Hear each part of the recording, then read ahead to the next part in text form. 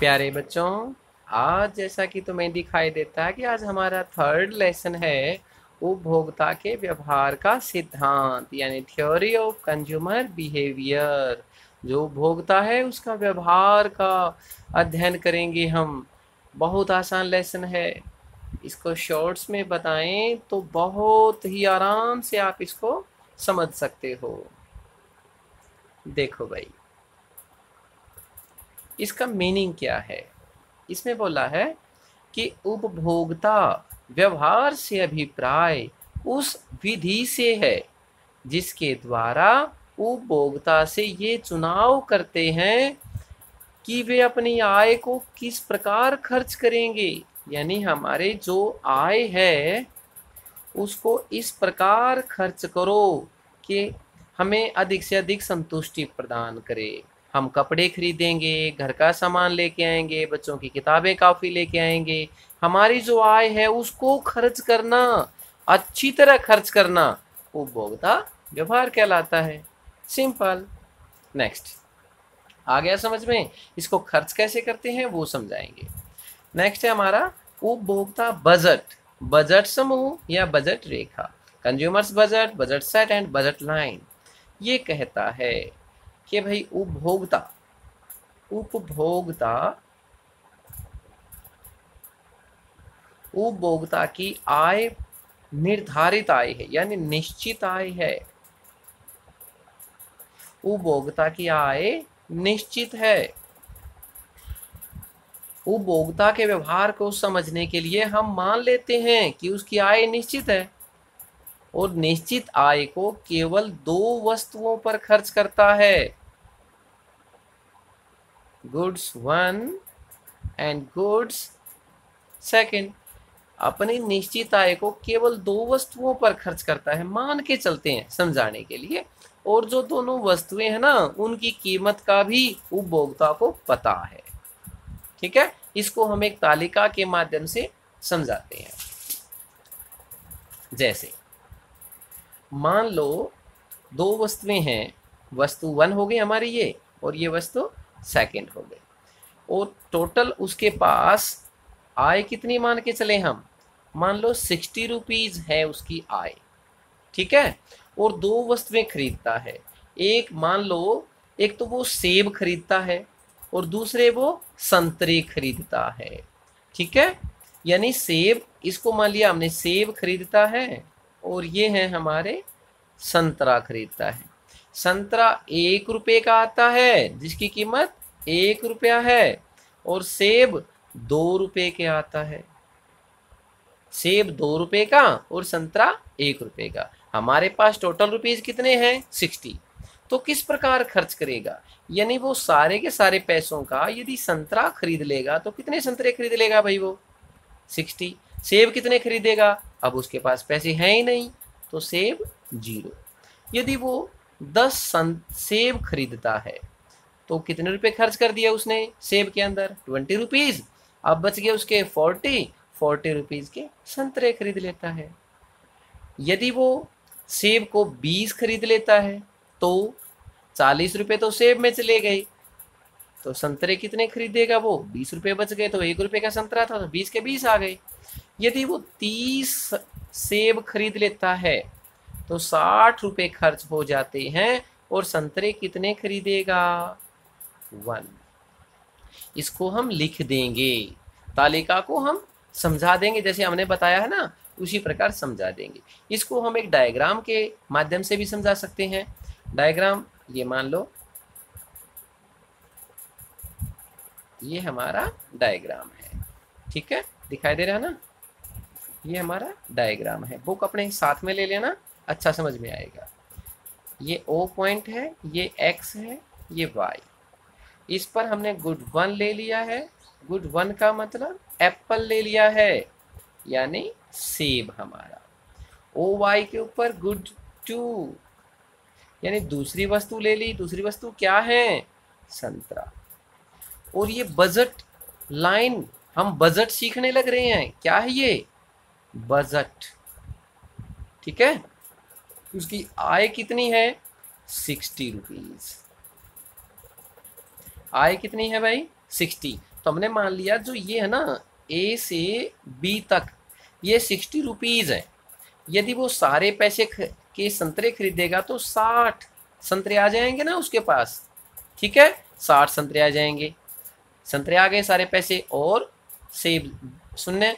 इसी प्रकार यदि वो इस पॉइंट पर खरीदेगा तो 30 सेब खरीद लेता है और संतरे शून्य हो जाएंगे।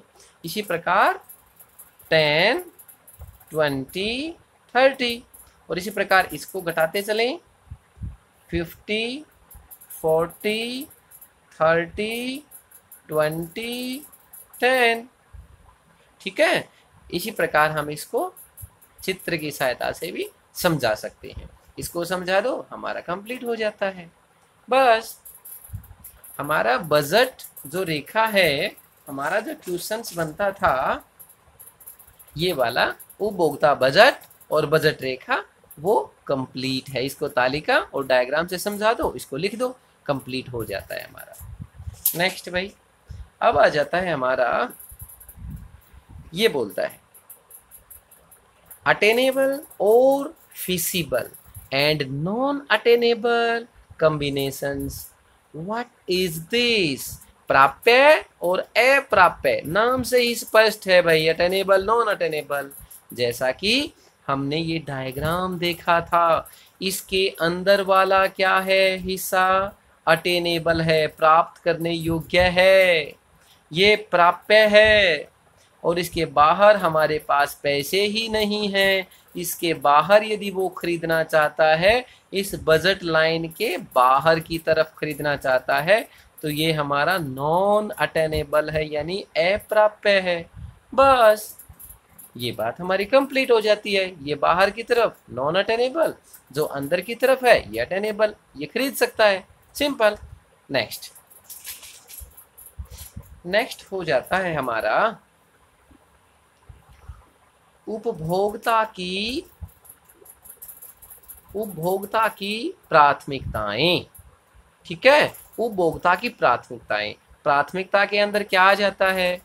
सेब तथा संतरे सीखा हमने, अब इसको छोटे रूप में सीखते हैं। ये सेब हैं, ये संतरे हैं। यदि सेब एक खरीदता है, अब उसके पास पैसे संयोग बताने लग रहा है। यदि वो सेब एक खरीदता है तो संतरे ज़्यादा खरीदेगा 10, तो ए संयोग हो जाते जितने पैसे होते हैं उसके हिसाब से। ये दूसरा एग्जाम्पल है, उसके हिसाब से मत ले लेना, पहले वाले के हिसाब से। ये बी संयोग खरीदता है तो 2 सेब खरीदेगा 7 संतरे। सी संयोग खरीदेगा तो 3 सेब 5 संतरे। डी संयोग खरीदेगा तो 4 सेब 4 संतरे। सर ये क्या है, ये तो समझ में नहीं आया हमें। ये अभी आ जाएगा बेटे समझ में, थोड़ा सा रुको। ये इसके संयोग हैं ए बी सी डी, इनको सिर्फ ध्यान से देखो, अब आगे की तरफ समझ में आएगा। ये क्या है? तटस्थ समूह, इसको एक बार देख लेना। यह 2 वस्तुओं के संयोगों का वह समूह है जो उपभोक्ता को संतुष्टि का समान स्तर प्रदान करता है, इसलिए वह इन संयोगों के बीच तटस्थ है। यानी जो ये संयोग थे ना ए बी सी डी, ये सभी समान संतुष्टि प्रदान करते हैं उपभोक्ता को, तो चारों के चारों समान है। इनके ऊपर उनकी क्या है? उपभोक्ता संतुष्टि तटस्थ है। जो ये संयोग हैं इनके बीच संतुष्टि तटस्थ है। अब आगे समझ में आएगा अच्छी तरह। ये क्या है सर? ह्रासमान सीमांत प्रतिस्थापन दर का नियम और उपभोक्ता की प्राथमिकताएं, ये बहुत इंपॉर्टेंट है, कई बार एग्जाम में आ जाता है। इसको ध्यान से सीखें, इसको हम वैसे ही सिखा देते हैं तुम्हें। ठीक है, ये होता क्या है? हमने बोल दिया यहाँ तक अपना हो गया। अब हमने बोल दिया कि भाई ह्रासमान सीमांत प्रतिस्थापन दर का नियम। ठीक है, ह्रासमान सीमांत प्रतिस्थापन दर का नियम, ये क्या है? ये है भाई, जैसे जैसे उपभोक्ता के पास किसी वस्तु की मात्रा बढ़ती है, यानी मात्रा बढ़नी शुरू हो जाती है, तो उसके लिए उस वस्तु की इच्छा उस व्यक्ति के लिए कम होनी शुरू हो जाती है। जैसे जैसे उपभोक्ता के पास किसी वस्तु की मात्रा बढ़नी शुरू हो जाती है, उसको प्राप्त करने की इच्छा कम होने लग जाती है। इसको एक एग्जाम्पल से हम समझा सकते हैं। हमने सेब और संतरे देखा था, उसी के आधार से है। यानी जब हमने संयोग किया था, देखो इसको हम वैसे ही बता देते हैं, तुम्हें ऐसे समझ में नहीं आएगा। जैसे हमने पहले बता दिया था, संयोग सेब और संतरों का है। ये सेब हैं और ये संतरे हैं, और ये प्रतिस्थापन दर है, प्रतिस्थापन दर। मान लो संयोग ए बी सी डी, 1 सेब 2 सेब 3 सेब 4 सेब खरीदता है, पहले 10 संतरे खरीदता है इन पैसों से, 7 संतरे 5 संतरे 4 संतरे। प्रतिस्थापन दर क्या है? आरंभ में जब व्यक्ति के पास 1 सेब है और संतरे ज्यादा हैं तो ए संयोग है, वो अपना प्रतिस्थापन दर यहाँ कुछ नहीं होगी क्योंकि एक संयोग स्टार्टिंग में था ये। अब 1 सेब लेने के लिए वो संतरे ज्यादा हैं, वो ज्यादा संतरे देने के लिए तैयार हो जाता है, हमें नहीं देगा, वो ज्यादा संतरे देने के लिए तैयार हो जाता है। यानी 3 सेब संतरे दे देगा हमें 1 सेब लेने के लिए, क्योंकि संतरे उसके पास ज्यादा हैं। अब जब उसके पास सेब 2 हो गए तो उसकी कुछ संतुष्टि बढ़ गई है, ठीक है, संतुष्टि कुछ हद तक कंप्लीट है उसकी, लेकिन थोड़ी सी और जिज्ञासा है क्योंकि संतरे अब भी ज्यादा है उसके पास। अब वो बोलेगा कि भाई तेरे को अगर 1 संतरा और मिल जाए, 1 सेब और मिल जाए तो संतरे कितने देगा? अब बोलता है भाई मैं देखो 3 तो नहीं दूंगा अब की बार, क्योंकि मेरे पास संतरे भी कम होते जाने लग रहे हैं और सेब की मात्रा बढ़ने लग रही है, तो अब मैं ना 2 दे सकता हूँ इसके बदले में। तो कितने दे देगा भाई? 2। अब उसके पास 3 सेब हो गए हैं, 5 संतरे हो गए हैं। अब बोलेगा अगर सेब आपको 1 और मिल जाए तो? अब बोलेगा भाई मेरे पास संतरे अब कम हो गए हैं, अब आप 1 के बदले में 1 ले सकता हूं, मैं ज्यादा अब नहीं कम करूंगा अपने संतरे। तो इसका मतलब कहने का क्या है, जैसे जैसे किसी व्यक्ति के पास सेबों की मात्रा बढ़ती है, सेबों की मात्रा बढ़ती है तो उसको प्राप्त करने की इच्छा कम होने लग जाती है दूसरे वस्तुओं की खोने की दर से। पहले संतरे ज्यादा थे, ज्यादा संतरे दे दिए, अब सेब ज्यादा हो गए, संतरे कम रह गए तो और कम, अब और कम देने का मन है। यानी जैसे जैसे किसी वस्तुओं की संख्या बढ़ती है उसको प्राप्त करने की इच्छा कम हो जाती है, जैसे जैसे किसी वस्तु की संख्या कम होती जाती है उसको त्यागने की इच्छा भी कम होती जाती है। यही है हमारा ह्रासमान सीमांत प्रतिस्थापन दर का नियम। ये क्लियर हो गया हमारा। इसको हम डायग्राम की सहायता से भी समझा सकते हैं। ये डायग्राम है हमारा, ये साथ में बना भी देते हैं, इसको साइड रख देते हैं, दिखाई देगा अच्छी तरह। देखो ये हम प्रतिस्थापन दर भी सीखते हैं, साथ साथ में तटस्थ वक्र भी सीखते हैं।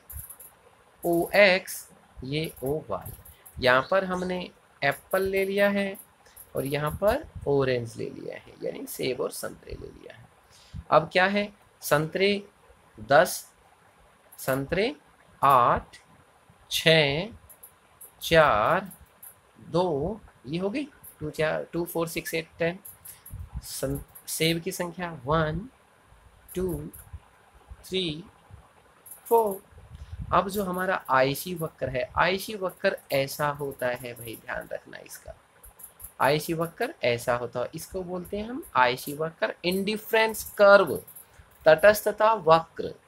यदि वो 10 संतरे खरीदता है तो उसे 1 सेब 10 संतरे हो गया हमारा। जब 7 संतरे खरीदता है तो 2 सेब, यानी 7 संतरे खरीदेगा तो कॉम्बिनेशन उसका किसके साथ होगा? 2 सेब के साथ। जब वो 5 और 3, यानी जब वो 5 खरीदेगा तो उसका कॉम्बिनेशन किसके साथ होगा भाई? 3 के साथ। और जब 4 संतरे हैं उसके पास तो उसका कॉम्बिनेशन 4 सेबों के साथ। ये उसका कॉम्बिनेशन से संयोग है A B C D। इसको हम विस्तृत रूप से समझा सकते हैं। यह हमारा क्लियर हो जाता है।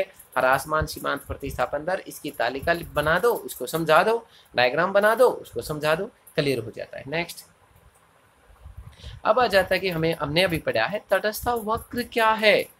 तटस्थता वक्र हमने अभी देखा था हमने पिछले में, तो ये विस्तार पूर्वक बताएंगे। तटस्थ वक्र होता क्या है? तटस्थ वक्र क्या होता है? बहुत ही आसान है। तटस्थ मानचित्र ये दिखाई दे रहा है। कोई भी दो वस्तुएं होती हैं, OX OY ले लिया, वस्तु 1 और वस्तु दूसरी हो जाती है गुड 1 गुड 2। ये IC1 IC2 IC3, indifference curve 1, indifference curve 2, indifference curve 3। ये बोलता है भाई ऊंचा तटस्थता वक्र संतुष्टि के ऊंचे स्तर को बतलाता है, यानी IC1 से संतुष्टि का स्तर IC2 पर ज्यादा होगा और IC3 पर IC2 से ज्यादा होगा। क्या हो ज्यादा होगा? संतुष्टि का स्तर। जितना ऊंचा IC वक्र होता जाएगा संतुष्टि का स्तर उतना ज्यादा होता जाएगा। अब उसने बोल दिया कि तटस्थ वक्र की विशेषताएं क्या हैं। ये भी कई बार 4 नंबर का क्वेश्चन आ जाता है। तटस्थ वक्र की विशेषताएं क्या हैं, इसको हम डायग्राम की सहायता से समझाएंगे, ध्यान रखना बच्चों। अब हमने बोला है, क्या बोला भाई? Principal properties of indifference curve. तटस्थता हिंदी में लिख देते हैं भाई, ध्यान रहेगा, बच्चों को अच्छी तरह समझ में आ जाएगा। तटस्थता वक्र की विशेषताएं, ठीक है। इसकी विशेषताएं होती है, नंबर 1 क्या है? तटस्थता वक्र, सुनना बच्चों ध्यान से, तटस्थता वक्र ऋणात्मक ढाल वाली होती है। ऋणात्मक ढाल वाली होती है। पता है हमें, ऊपर से नीचे एक वस्तु की ज्यादा डिमांड है, दूसरे की कम, उसकी कम हो गई नीचे वाले की ज्यादा, और कम हो गई नीचे वाले की ज्यादा, यानी ऋणात्मक ढाल। एक घटेगी दूसरे बढ़ेगी, एक बढ़ेगी दूसरी घटेगी, इसको ही बोलते हैं हम ऋणात्मक ढाल वाली होती है। उसका ढाल ऊपर से नीचे की तरफ ढलुआ होता है, ऊपर से नीचे की तरफ आता है। तो पहली होगी इसकी विशेषताएं हमारी। सेकंड वाली, सेकंड क्या बोलता है? तटस्थता वक्र मूल बिंदु की ओर उन्नतोदर होता है। ये क्या है? तटस्थता वक्र उन्नतोदर, ये 1 नंबर में भी आ जाता है कई बार, ध्यान रखना। उन्नतोदर होता है। दूसरी विशेषता, यह उन्नति, ये मूल बिंदु है, मूल बिंदु की तरफ बढ़ने लग रहा है, नहीं लग रहा है भाई? इसको देखो, ये बढ़ने लग रहा है ना, यहां से दूर था, अब मूल बिंदु की तरफ बढ़ने लग रहा है, मूल बिंदु की तरफ बढ़ने लग रहा है, तो मूल बिंदु की तरफ उन्नति कर रहा है, तो मूल बिंदु की तरफ उन्नतोदर है। हो गया थर्ड। ये तीसरे में बोलता है कि भी तटस्थता वक्र, तटस्थता वक्र की जो IC वक्र है हमारा, यह ना तो OX अक्ष को कभी छूता है, इसको कभी टच नहीं करेगा, नहीं छुएगा, ठीक है। इसको कभी भी टच करेगा, कभी भी टच नहीं करेगा OX वक्र को, और OY वक्र को भी कभी भी टच नहीं करेगा। यह कभी भी क्या है भाई? तटस्थ वक्र कभी भी OX अक्ष और OY अक्ष को कभी भी छूता नहीं है, इनसे दूर रहता है ये, ठीक है, इनसे दूर रहता है। क्या हो गया? तटस्थ वक्र, पहली विशेषता क्या है? तटस्थ वक्र का ढलान ऋणात्मक ढाल वाला होता है, ऊपर से नीचे की तरफ होता है। दूसरा, तटस्थ वक्र मूल बिंदु की तरफ क्या होता है? उन्नतोदर होता है। तीसरा क्या हो गया? तटस्थ वक्र ना तो OX अक्ष को छुएगा और ना OY अक्ष को छूता है। फोर्थ वाला, तटस्थ वक्र जैसे जैसे ऊंचे होता जाता है उसकी संतुष्टि का स्तर अधिक होता जाता है। ये IC1 IC2 IC3, जैसे जैसे ये ऊंचा होता जाता है संतुष्टि का स्तर बढ़ता जाता है, संतुष्टि स्तर बढ़ता जाता है।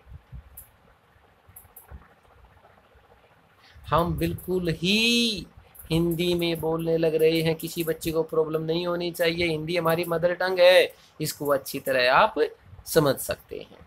इसको इंग्लिश में ही बोल सकते हैं बच्चों, लेकिन तुम्हारे लिए ही हम नहीं बोलते हैं, इसके लिए हिंदी मीडियम को ही अच्छी तरह समझाते हैं। इंग्लिश मीडियम बनाएंगे वीडियो तब इंग्लिश मीडियम करवा देंगे। हो गया। अब तटस्थता वक्र ये दिखाई दे रहे हैं ना, आयसी वक्र, आयसी वक्र, आयसी वक्र, ये अलग अलग होते हैं, ये कभी भी एक दूसरे को ऐसे नहीं काटते, ऐसे नहीं काटते, ये अलग अलग होते हैं। आयसी वक्र कभी भी एक दूसरे वक्र को नहीं काटते। ये 5 विशेषताएं हो गई भाई। फर्स्ट वाली हो गई, ओ हमारी जो तटस्थ वक्र है ऋणात्मक ढाल वाला होता है, ऊपर से नीचे की तरफ ढाल वाला। दूसरी हमारी हो गई तटस्थ वक्र मूल बिंदु की ओर उन्नतोदर होता है। तीसरा क्या हो गया, तटस्थ वक्र ना तो ओ एक्स अक्ष को छूता है और नो ओ वाई अक्ष को छूता है। चौथा हो गया कि ऊंची तटस्थ वक्र संतुष्टि के ऊंचे स्तर को दर्शाता है। पांचवा हो गया तटस्थ वक्र कभी भी एक दूसरे को ना तो काटता है ना टच करता है। क्लियर, तो हमारी विशेषताएं हो जाती है। नेक्स्ट पॉइंट, उपरोक्त उपकरणों का अनुप्रयोग उपभोक्ता संतुलन, application of the above tool consumers equilibrium. ये क्या है, ये हमारा बताता है कि भाई हमने अभी अभी थोड़ी देर पहले बजट लाइन सीखी थी। ओ एक्स अक्ष पर गुड 1 यानी सेब लिया था, ओ वाई अक्ष पर गुड 2 यानी संतरे लिए थे, और ये हमारी बजट लाइन है। 60 लगा रखा है कि हमारे पास 60 रुपये हैं।